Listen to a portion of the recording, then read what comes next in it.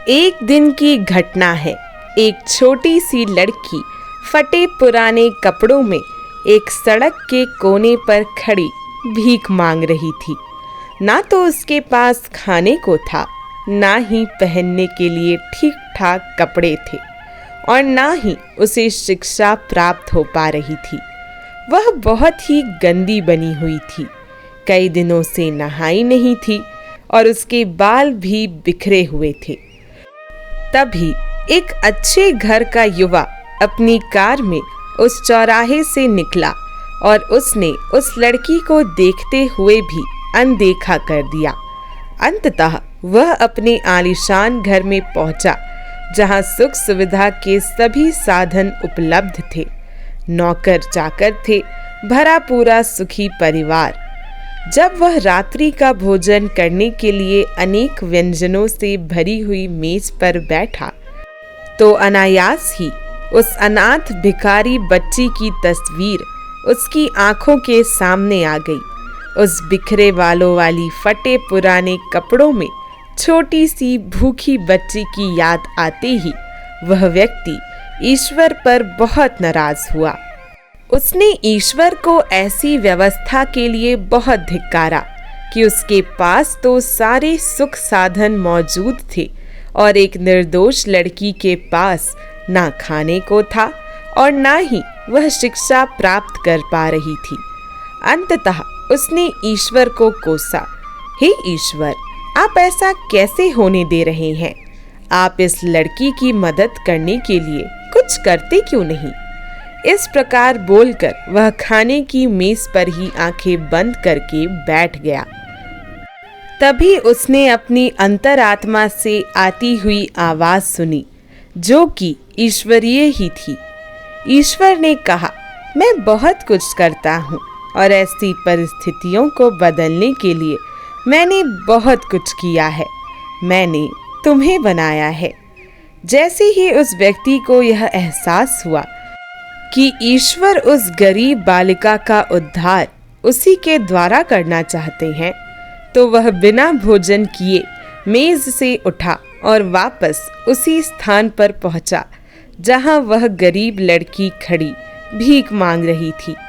वहां पहुंचकर उसने उस लड़की को कपड़े दिए और भविष्य में उसे पढ़ने लिखने और एक सम्मानित नागरिक बनाने का पूरा खर्च उठाया।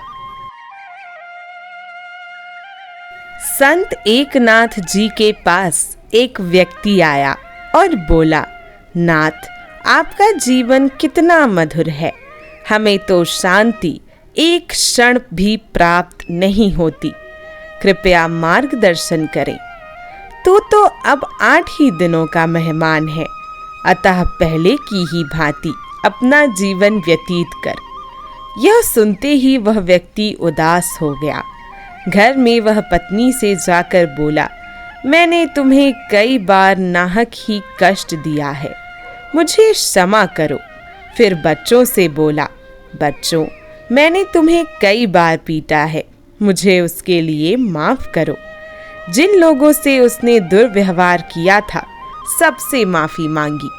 इस तरह 8 दिन व्यतीत हो गए और 9वें दिन वह एकनाथ जी के पास पहुंचा और बोला, नाथ, मेरी अंतिम घड़ी के लिए कितना समय शेष है? संत बोले, तेरी अंतिम घड़ी तो परमेश्वर ही बता सकता है, किंतु यह 8 दिन तेरे कैसे व्यतीत हुए? भोग विलास और आनंद तो किया ही होगा। क्या बताऊं नाथ, मुझे इन 8 दिनों में मृत्यु के अलावा और कोई चीज दिखाई ही नहीं दे रही थी। इसलिए मुझे अपने द्वारा किए गए सारे दुष्कर्म स्मरण हो गए और उसके पश्चाताप में ही यह अवधि बीत गई। मित्र, जिस बात को ध्यान में रखकर तूने यह 8 दिन बिताए हैं, हम साधु लोग इसी को सामने रखकर सारे काम किया करते हैं। यह देह क्षण भंगुर है, इसे मिट्टी में मिलना ही है। इसका गुलाम होने की अपेक्षा परमेश्वर का गुलाम बनो।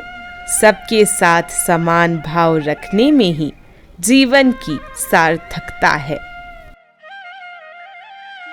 तो दोस्तों, ये थी कुछ बहुत ही अच्छी कहानियाँ। अब मिलते हैं अगली वीडियो में कुछ और ऐसी ही कहानियों और बातों के साथ। तब तक के लिए राधे राधे। और ये वीडियो देखने के लिए आप सभी लोगों का बहुत बहुत धन्यवाद।